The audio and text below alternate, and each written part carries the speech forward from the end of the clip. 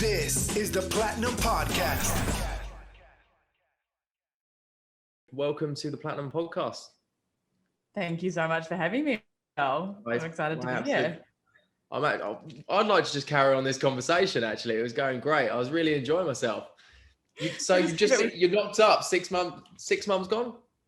6 and 7 months. I'm wearing a baggy top, but it's pretty, we got the leopard print, but yeah, that's happening.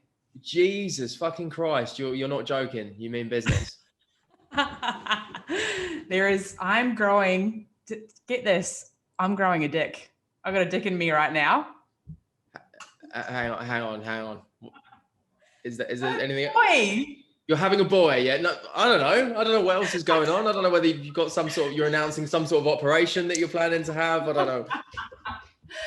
Or there's like a yoni egg or a crystal penis inside me. No, I'm actually Why wouldn't there be a crystal? Why wouldn't you have a crystal penis inside you? I know. I should really reevaluate that situation. You absolutely should. So, being heavily pregnant and being a businesswoman, what is that like?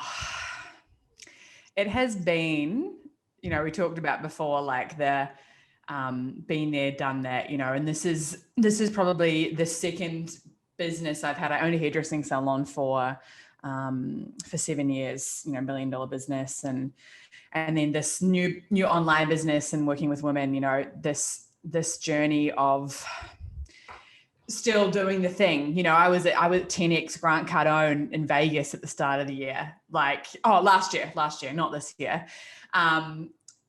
I wasn't doing cocaine in Vegas this year. I was pregnant in January, but that's good of you. Pardon? I know, well that's done. good. That's good of you. I'm proud. Responsible parenting starting early. Yeah. And just to see the polarities, from me now, like then to now, is just unreal. But being a woman, it's just totally, we talk, and I'm sure you've heard Matilda and other people talk about birth and rebirth and death and identity shedding. My identity has always, I had a business when I was 21. So being in business is such a strong identity for me. I've killed it. I'm like, yep, I can do this shit with my eyes closed. So now to actually be that this mother identity is wanting to be stronger than my business identity is scaring the fucking pants off me. But you're riding it. I'm riding it. I can't go anything but I'm always in for the ride. I'd love to touch on that. So the businesses that you had prior. So tell me, before we start talking about new pregnant version of you, let's talk about who that old version was. So tell me a little bit about Keezia before then. Keezia Leigh before then. She was, had a hairdressing salon. I was 17 when my mother passed away. She went missing at sea, and that was like just a starting spiral effect. And I bought a salon when I was 21.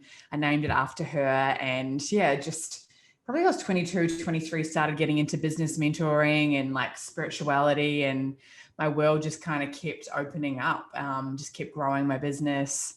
And while on the side of that, also having a huge binge drinking, binge partying, big binge cocaining, binge taking pingers every weekend addiction.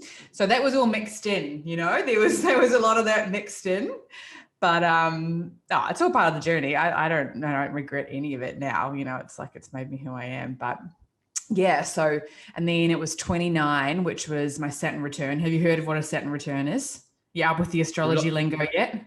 You've lost me. Help me out. And if I don't know, and I'm in this spiritual world now, nobody listening to this has a clue what you're talking about. I'm going to have to give Matilda a message and be like, what the fuck are you doing? He doesn't even know what a Saturn return is. I've got a rough idea, but I'm not going to go in there and start pretending I know what's up. I know it's when you start having a mental breakdown. That's my assessment of it. So tell us more about your mental breakdown, Keezia. I can't wait. My mental breakdown. Well, 29. That's when you typically have a Saturn return. Are you 29 yet? I'm 31. 31. Okay. Done it. So you've probably been through it. Probably was a year or two ago.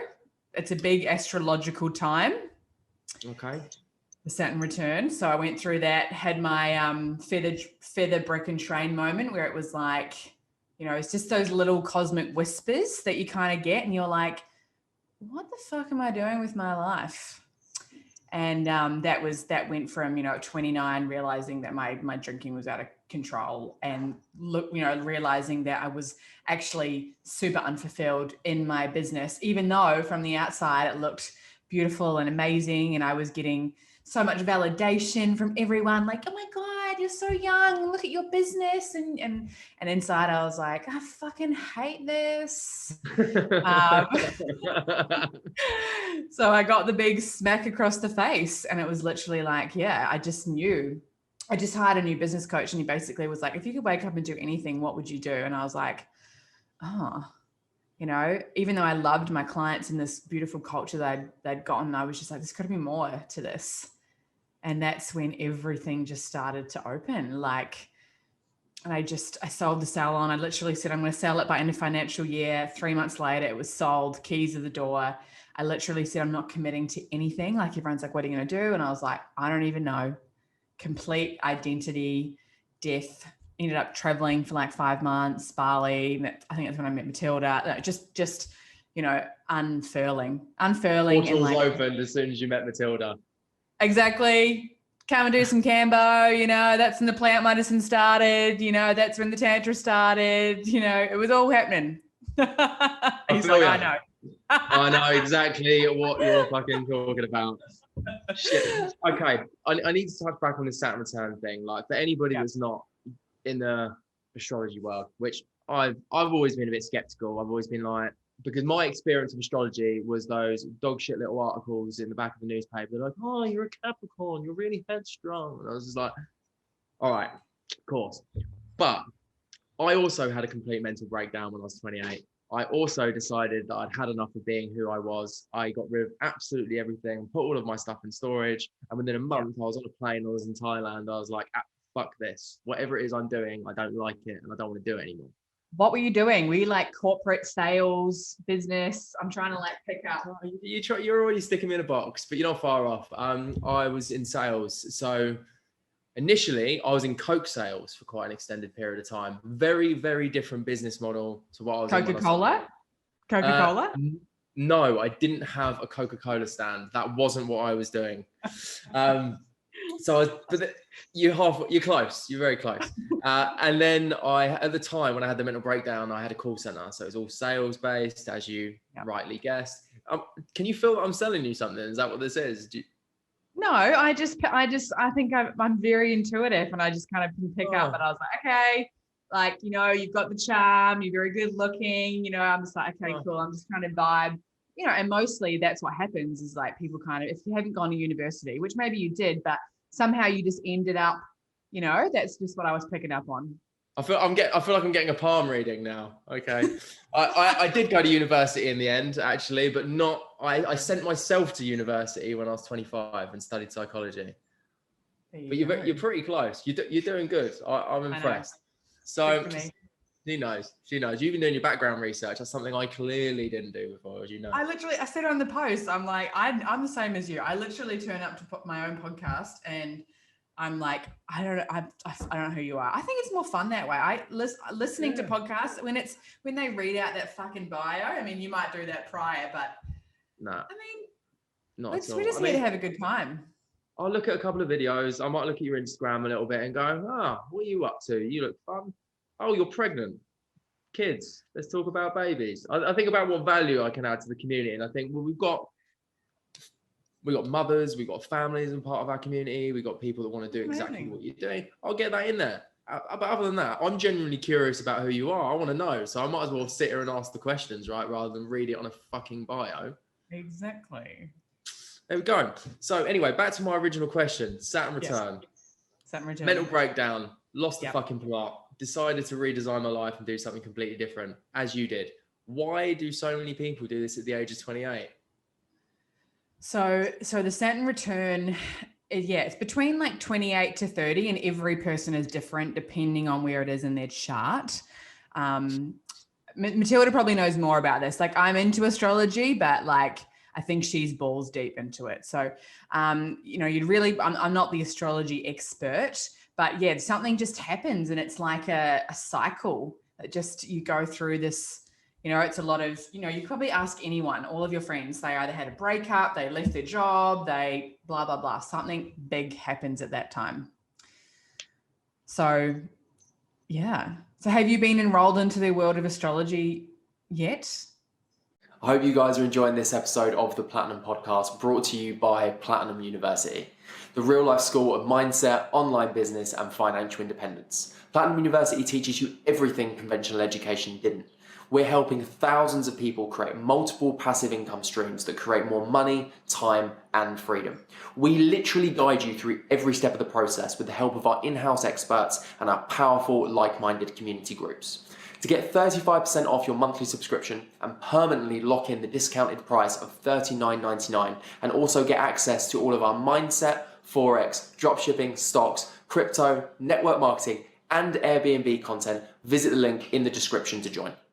I mean, I've listened to some astrology shit, and it's worth paying attention to. In the angle that I come from a very uneducated standpoint, is I think there's a lot of bollocks around it, as there is with most things that kind of get commercialized. No, it doesn't matter what it is. As soon as humans get too involved, they start trying to make money out of it, and they turn it into something fucking stupid. The flip side of that is, the planet, the gravitational pull of the moon moves the oceans. A huge portion of us is made up of water. It's very, very logical they're going to have some influence over us as human beings. That makes just perfect logical sense to me. Without delving into it too deeply, it's very clear that there can be some sort of effect on us as human beings, as biological entities. That's as far as it goes for me. And then I hear things like the Saturn return, these things that have names and stuff. And I'm like, well, that is kind of what happened to me at that particular age. I know lots of other people that's happened to.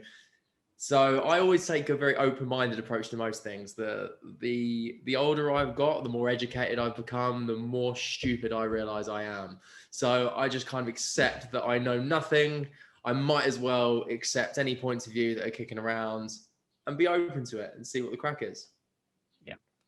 Great way to be. I think it's like an unremembering.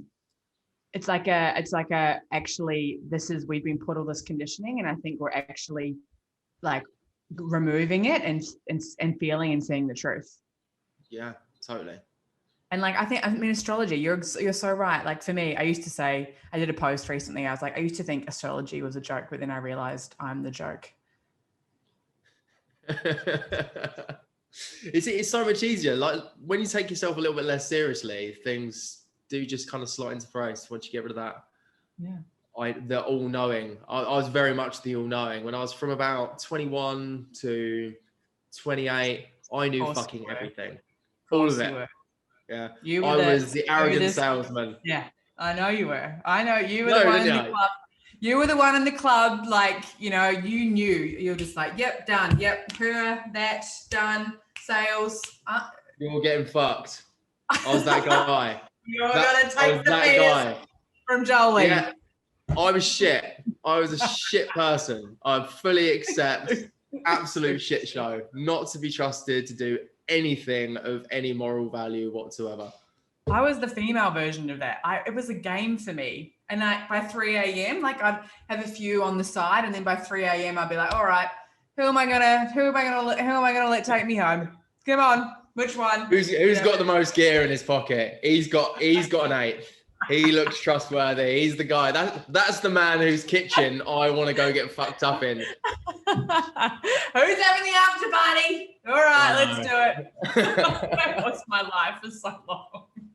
I believe it. See, I know who you are as well. Exactly. Didn't even read your fucking bio, did I? That won't be in the fucking bio. No. Yeah, I suppose it's not particularly good marketing, but then this podcast probably isn't at this point either, is it? Well, until we do the transformation, until we talk about where it takes you to. Well, I actually think it is good marketing, because here's what I am known for. You know, if you think of Keezia Leigh, I think one thing people will tell you is just how fully expressed I am. You know, you'll see on my bio, it does say I'm on a mission to awaken 100 million women into their fullest self-expression. And that's changing, because now that I'm having a boy, I'm like, well, what the fuck? I'm going to be learning all about raising a young man now. So probably that probably is going to fly out the window. But I actually think, and I've been studying this, about myself and growing my current business for the last 3 years. And the more that I'm myself and the more that I own all the parts of me, like, and just be all the parts of me, the more clients, abundance, love, all of that. So it actually is fucking good marketing because I've tested it time and time and time again. Like me being all of this, you know, I'm not here. If somebody listened to this and eventually was like, oh yeah, that Keezia Leigh chick, you know, like I trust her because she's not like trying to hide. There's not some salesy bullshit approach underneath. Of course I want to work with her. At least she's not full of shit. That helps. I Could be agree. now. When Pregnancy I say can... one realization that I had, so you're right, it is good marketing because it's authentic, it's real, and it's exactly who you are. That's totally true. I think the place that I had to come to is it doesn't have to be your first impression. That's the difference. I think that's where the discrepancy is. Don't allow the first impression to be, oh, this is Joe doing loads of gear back in the day. That's who he is. That's what he's all about. That gives a really bad message. If, however, they see the end result, somebody that's successful, that's doing well, doing their thing, and then they're open about the fact they used to be a complete degenerate, then it makes a little bit more sense. What is it on that note? Yeah. I don't know anybody that is successful in their field who doesn't have some sort of fucked up past. Do you? Do you know any normals? What's normal? You know, nothing too extreme either way. You know, just kind of middle of the road. Didn't do anything too crazy. Yeah. You know, boring people. Yeah. Well, I don't know any of those. I don't know. I'm struggling. I don't know any of those people. I do think, yeah, that's an interesting question. I do think that, I mean, you know, with all of the shit that I've gone through and put myself through as well, and thinking about all the people that I know, yeah, they have gone through. I always say this, like, God gives the toughest jobs to the strongest soldiers. Like, I am who I am because of what I've been through, you know? But I also think I also think that a lot of humans have been through a lot of shit, but it's like, are we actually willing to meet those parts of ourselves or just continue to stay within the system or continue to stay within this victim mentality of life is happening to us all the time? Yeah, totally. I got very much caught up in that space for years. And I think that was the biggest thing that stopped my own development was I kind of felt sorry for myself a little bit. So that's when you end up in this cycle of drug taking and avoidance and just doing all these different things that are actually avoiding how you actually feel and where you're actually at.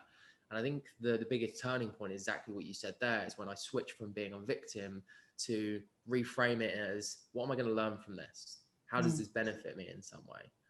What would you say was a big turning point for you making that transition?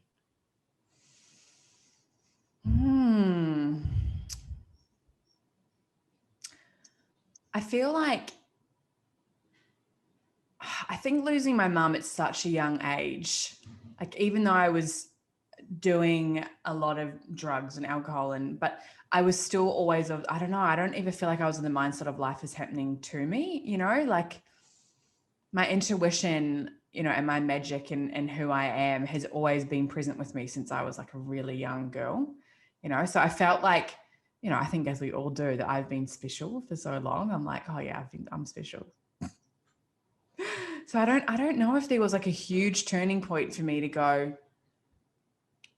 I mean, definitely after the alcohol stopped and I actually allowed myself to get clarity over that, there was definitely huge you know, a year later, I sold the business, you know, a year later, it was like, I think there's these like forks in the road, which you kind of get to choose and each path kind of keeps, you know, you'll be able to look at moments of like, yeah, that was that path. And that was opening me to this kind of piece. Yeah. Yeah, no, that does make a lot of sense. And where would you say you're at right now? So what kind of fork are you on? It's really interesting. I'm like the happiest that I've ever been in my life. Yet I have no I spoke to my team the other day. I have a general manager, I have a tech person, I have a virtual assistant, I have a podcast editor. I have created this incredible business, but I was about to launch another program, put another program out there. And, being 7 months pregnant, it's like, today I went to the beach for 2 hours. I took my 3-month, 4-month pup, Frenchie pup on a walk, and we just sit and we have cacao and we look at the trees. And I went to the beach for 2 hours and meditated, and then I went and had a chiropractic adjustment, and you're like my only appointment for the day. And it's just this from being in the salon and working 70 hours a week to being so trapped, so unhealthy, so lifeless, and being surrounded by chemicals all day, to now just, I've got so much abundance, and the financial is there, but it's like, there's no need to push anymore. And this is what I'm constantly studying. And this is predominantly why I only work with women, is because women, and you've probably learned from this, Matilda, like we are the receiver. And if our self-care and radiance isn't number one, you can create a business, anyone can, but you will burn out. You could go for a year and create 200K, 300K, anything's possible, more. But I can guarantee you that, I say this, you can't create a castle on sand. It won't last. There's no longevity in it. So for me now, I'm in this place where I'm so lit up. I have more abundance coming out my asshole than I ever thought possible. I'm in the most amazing soulmate relationship. I'm having a child at 30. I'm 33 on Saturday. And a year ago I was single and, as I said, doing cocaine in Vegas, like things change quick. They're really quick, COVID. So I'm in this beautiful place where I'm not attached. I just trust that. One of my big core pillars is magic. I trust that I'm always being guided. And for me to actually step back and, there's so much momentum happening in my business now, like things are happening. I'm popping, I could get clients, I could put out offers, but I don't want to. And that goes so against, especially my conditioning of like having a salon and doing, I just wanted to do, I wanted to create, I wanted to hustle. And that's part of the journey. But for me now, it's actually resting back in, this, and I think it is, I speak to it for women, maybe it is different for men, but actually allowing myself to take 3 months off and just enjoy being pregnant, enjoy being a mum, and knowing that that's actually not going to affect my business at all in the long run, because I'm going to be feeling so refreshed. And I feel like my whole mission is changing and what I'm here to do, being a mum. And, one day if you are ever a father, I feel like everything changes. It's allowing the identity shifts to keep moving. And, I'm not any one person or any one thing. And it's fucking incredible. A couple of really interesting points for me that I want to kind of bring you back to there. So that was a big part of my journey as well, is that, and I wrote about this recently, it's kind of the transition from the grind to moving with grace. Because, and what you said there is perfect. You can spend a year earning 200-300 grand, but if you sacrifice your health in order to get that, your body will then pull you back and go, you need to take some time off work now, and you might end up in hospital, or you're going to have to take some time, you're going to burn out, you're going to be sick. And then inevitably you'll take off all this time and you'll actually lose the time that you actually had earning all of that money, and you end up in the same place, just really miserable. You might as well just kind of ride it with a little bit more grace than grind. And that's something as a man as well, I think it is very applicable to men, because I think we have we're hardwired to grind. I think we're hardwired to provide. It's part of our identity, for sure. I think it's a lot easier for women to transition into that kind of receival. I do think it is more natural. But this is something that always gets to me. How do you make that transition without having the crash and the burn? Is there a way to really get that to hit home without having to go through that pain? Because it's something that it broke me at the time, and I'm sure it breaks many others. the end result's great, but is there a shortcut on that one, in your opinion? I think the shortcut, or not the long cut, is developing a relationship with, you can call it whatever you want, your intuition, with God, with knowing yourself and your relationship to your truth. So it's like, for me, I could have put this program out there, and then in 6 weeks' time, when I'm, 34 weeks pregnant and feeling distressed, and it's the deepest relationship with your knowing. Deepest relationship with your knowing. So it's like all this work, all the plant medicine, all the whatever we do to uncover and know who the fuck we are, like listening to those voices instead of, even when they don't make sense. And this is to the logical mind, it's easy for me to go in my logical mind. Yeah, but I can create another 30K. Like, wouldn't that be great before I have this baby? Like, there's so much logical things that want to make sense to that we think we should do because it looks good on paper, or we're getting all this validation from social media, or we have all these messages on inbox. But what's your actual truth? So this, I feel like, probably leading up to your big burnout, like you were having the little soul whispers, the little cosmic whispers, those, that niggling in your head, it might have every few months, or you'd have a terrible bender and be like, what the fuck am I doing? Or whatever it was for you. It's like, and for anyone listening, it's like that little niggle, but it's like we start that for me, it's been deepening that relationship with, I say God, and God to me is not, I don't identify as a Christian, but God to me is source, universe, me, and it's like, so I trust that now. I don't second guess it anymore, so that I don't end up, and the periods of unease or like friction, they only last a day or a few hours, because I trust that so deeply. And how do you develop that trust for somebody that's just starting out in that process? How do you start listening? How do you create space for that? Yeah, I feel like if you're in this space and you are creating your online business and you're creating freedom, the best work that you can do, and yes, educate yourself, and yes, like learn from amazing creators and amazing coaches and all those things, but really being with yourself and things that allow you to be with yourself. So whether it's breath work, whether it's plant medicine, whether it's meditating, whether it's actually building this relationship that's, away from your phone and away from the world, validating your every part of your being. It's like, who are you when no one's watching? Like, who are you when no one's watching? And that, because we can't, I went to a magic witches retreat recently, and she talked about magic witches. Yeah. And she talked about our senses. And it's like, how can our senses have, sound, sight, hearing, have all been so shut down because 95 of us, we spend 95%, maybe not you or me in Bali, but you in Bali, it's like we don't spend 95, people spend 95% of their time inside. How can we have any relationship with the world and with nature and trusting ourselves when everything we do is screens, TV, numbing? We're just numbing, avoiding feeling. 100%. That was a big realization from my journey. The Magical Matilda taught me that one very well. I've constantly been in that world of just numbing, distracting myself from how I feel. I realized I actually didn't feel. Like, I was so used to not feeling. It was just commonplace for me.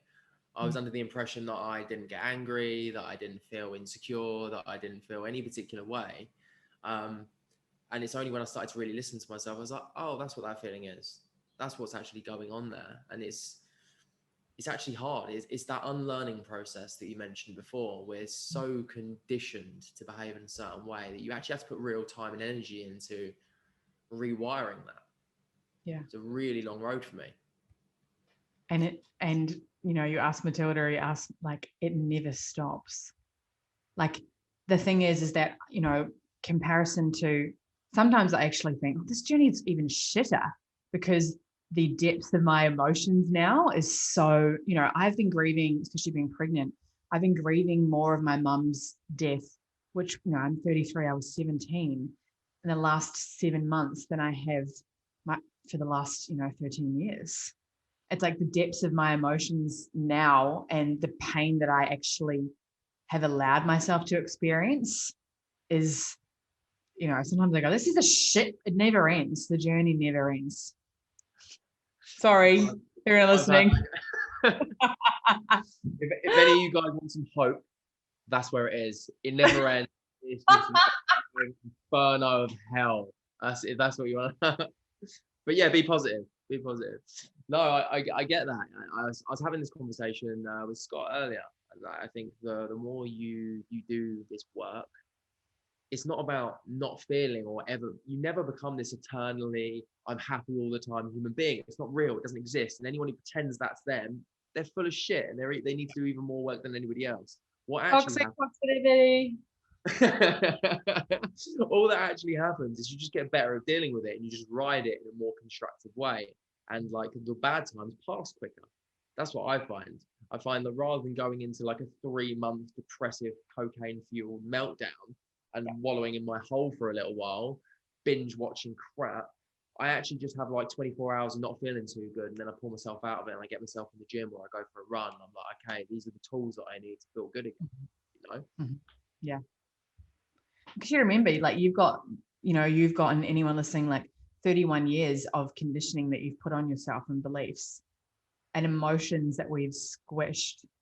Like think about, like you would be the perfect example of vulnerability not being, like you've created, and it's been created for you, this facade of being this, good looking man who's got the charismatic, who's got, so any of those vulnerability and emotion, like that like squash. So you just kept having to put this mask on, of like, this is who I am. This is who I am. But fuck, it doesn't feel like me, like you would be the key pillar of that person.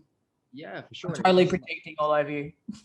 No, you're right. It becomes like part of your identity. You're seen to be a certain way, and then this suit of armor that you create yourself gets more and more reinforced over time before it gets to a certain point. You're like, I can't feel like shit. I can't be negative. I can't feel insecure. I can't have all these different feelings.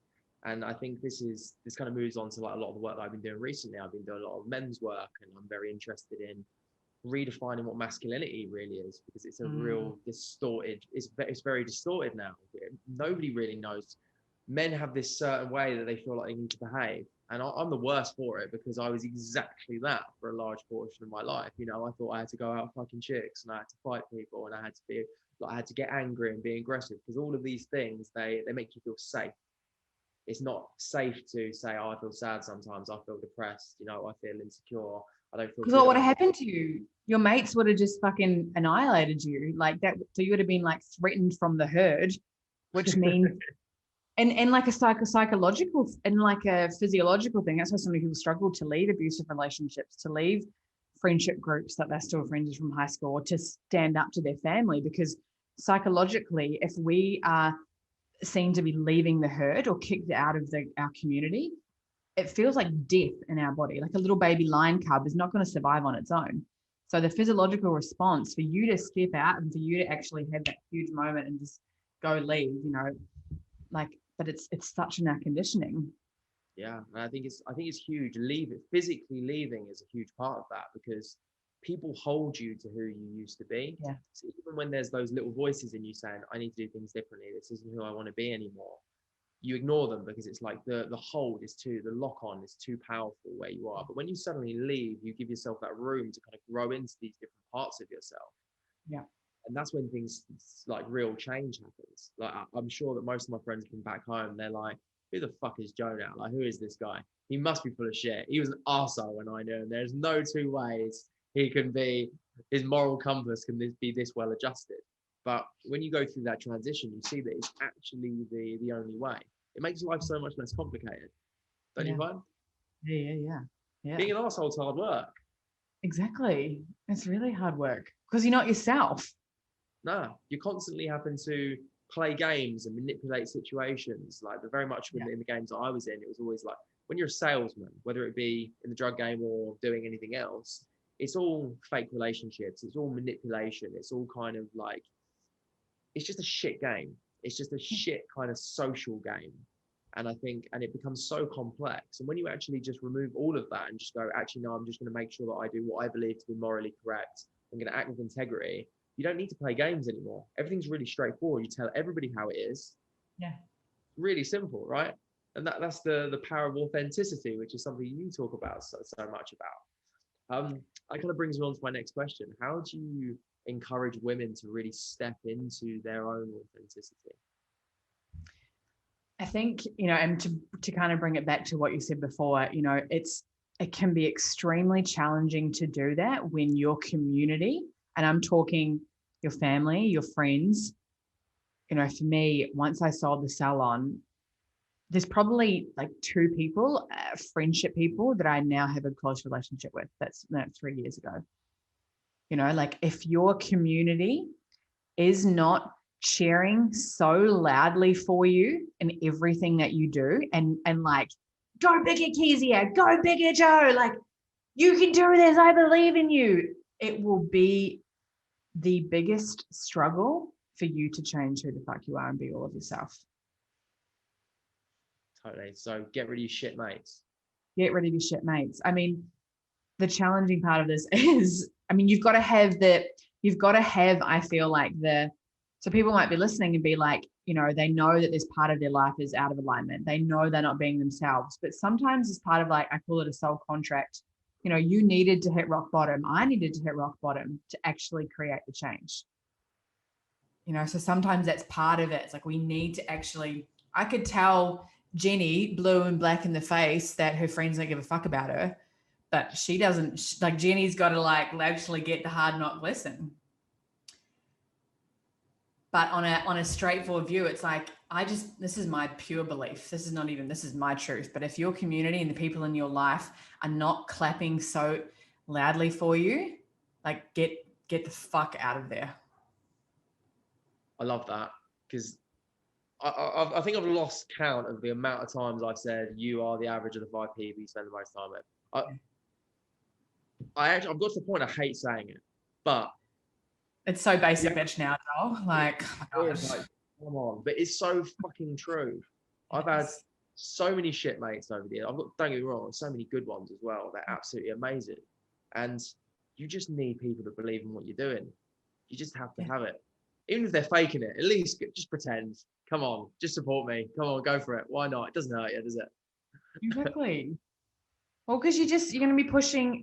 It's challenging enough being in your own alignment and following your own knowing with people that are constantly questioning you and judging every decision that you make. I'm like, why the fuck are you worrying about, I don't care what my friends do as long as they're happy. I'm like, I'll be there for you, happy, sad. Like, I'm not worried about what you're doing and pointing fingers at vaccinating, like whether you're vaccinating your kids or not, or whether you're fucking doing whatever the fuck you're doing, Because I know for me, like, especially when I was in my drinking days, when I was, with my family or whoever, you shame yourself enough. Hey, like, what it's like when you're in those depths of hell, you're already like kicking yourself and being like, fuck, I'm a shit cunt. Like, that is like, so to have people in your environment telling you that as well, you don't need anyone doing that. You actually need the opposite of that, which is love. I spend so much time shitting on myself. The last thing I need is for you not to shit on me as well. Exactly. Oh, but the problem is when you're in that space as well, you've already built up this persona of you can't hurt me anyway. So you just take it. You're like, oh no, I don't feel bad, until you blow up. Until you literally blow up. So please tell my community, because I think you are really inspirational in terms of the way you present yourself, the things that you're doing, especially for the women are part of our community. I'd love for you to tell them a little bit more about what you do and how you do it. Oh, yeah. So, pardon? Big question. I expect magic. Magic. Okay. All right. Here you go. I've got my Palo Santo. Let me just drop in. I'm just joking. Everything to me, we've already like touched on this so deeply, but women come into my programs, my offerings, I call myself a business coach or but it's everything is about alignment.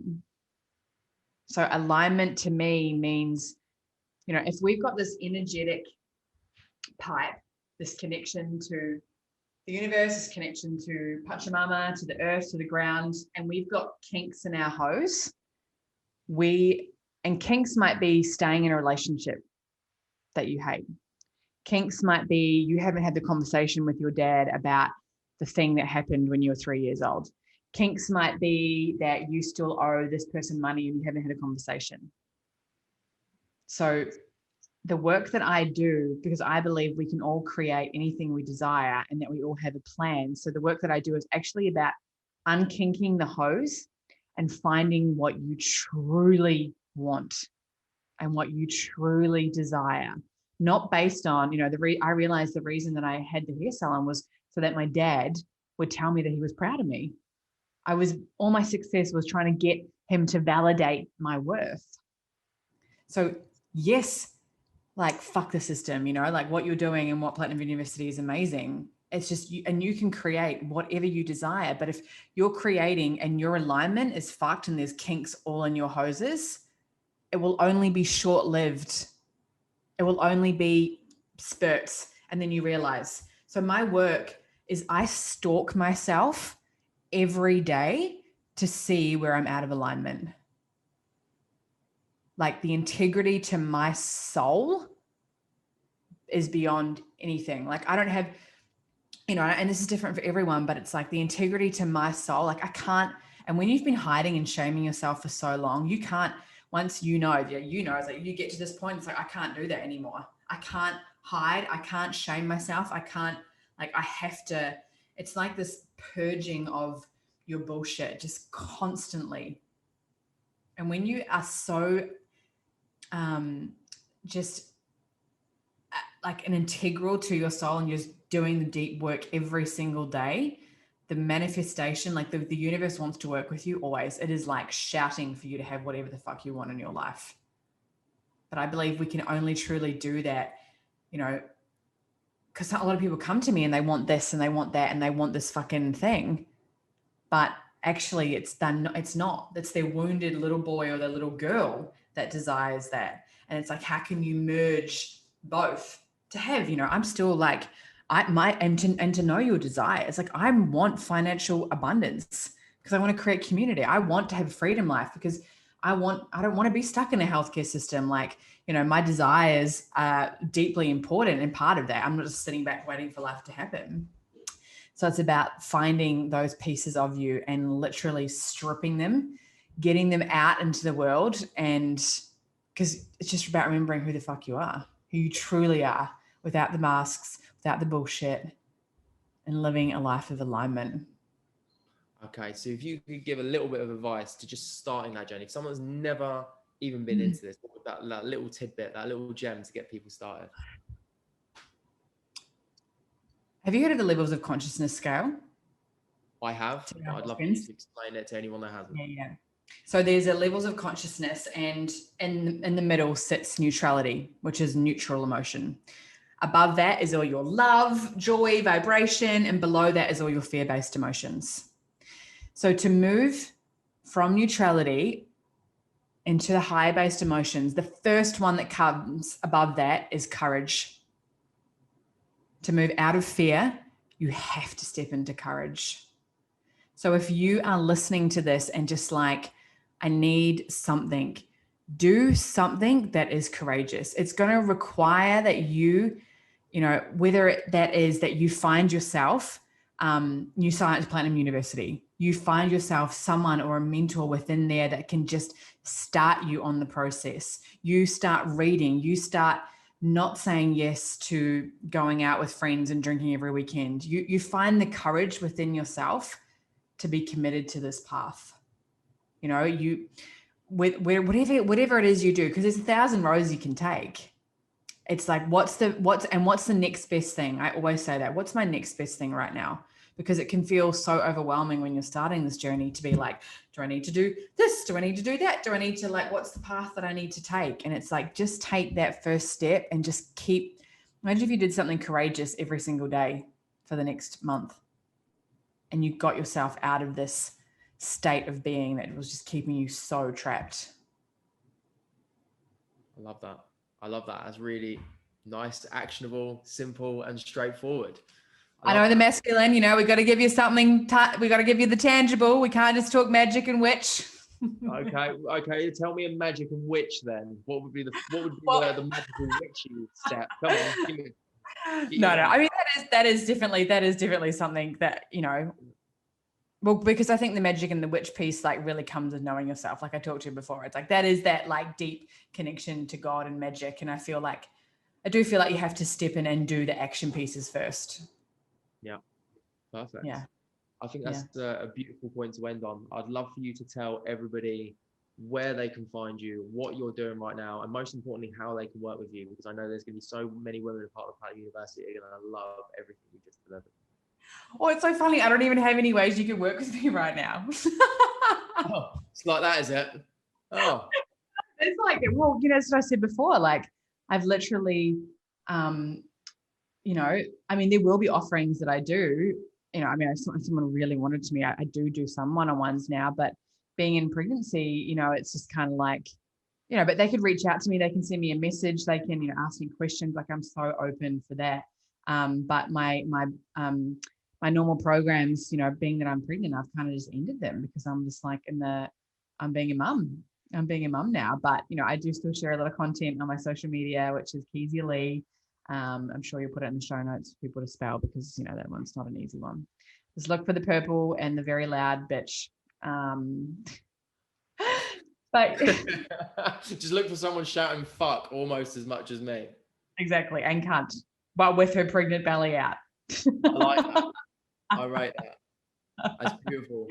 Thank you very much, Keezia. It's been absolutely. This is the Platinum Podcast.